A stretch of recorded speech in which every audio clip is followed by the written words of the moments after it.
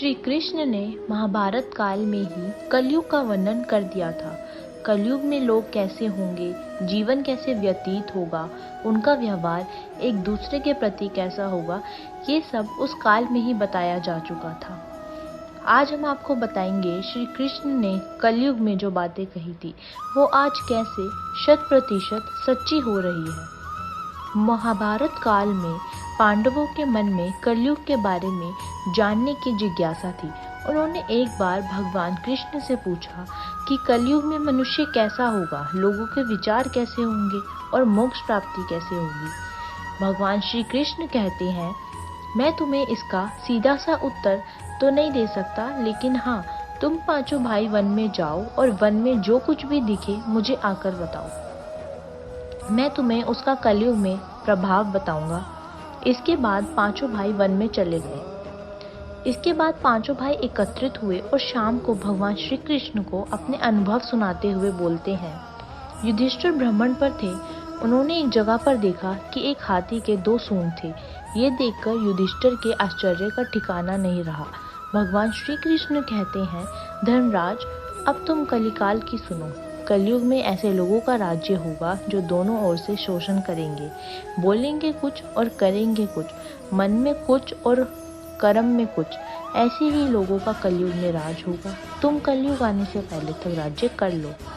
युधिष्ठिर के बाद अर्जुन ने कहा, मैंने जो देखा है वह तो कहीं ज्यादा आश्चर्यजनक था।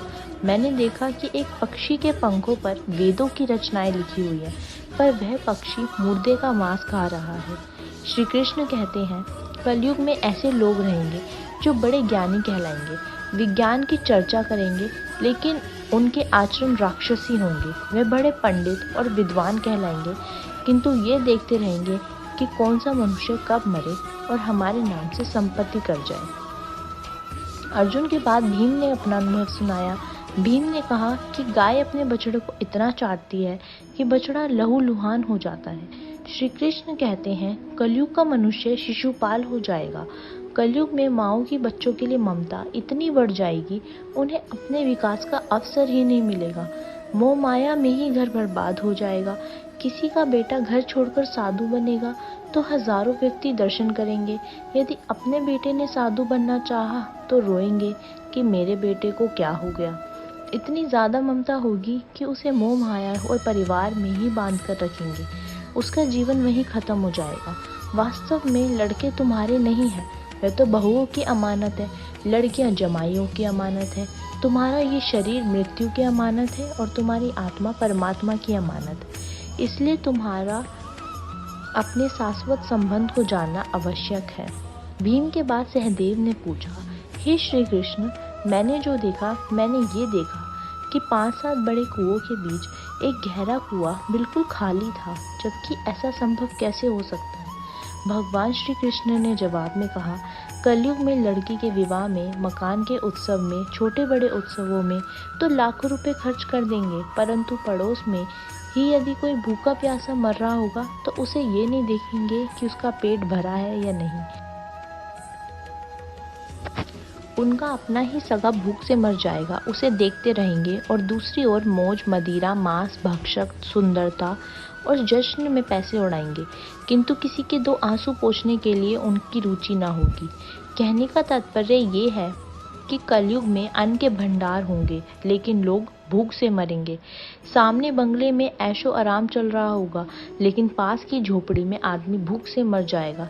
एक ही जगह पर असमानता अपने चरम पर होगी।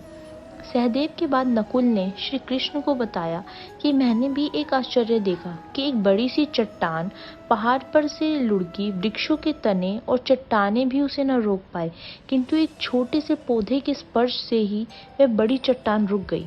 समझ नहीं पाया कैसे।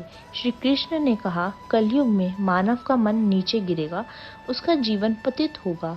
यह पतित जीवन धन की शिलाओं से नहीं रुकेगा, ना ही सत्ता के वृक्षों से रुकेगा, किंतु हरि नाम के एक छोटे से पौधे से, हरि कीर्तन से मनुष्य जीवन रूपी पौधे का पतन होना रुक जाएगा।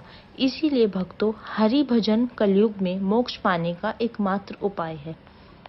आपको हमारी वीडियो कैसी लगी कमेंट में ज़रूर बताना। जय श्री कृष्ण।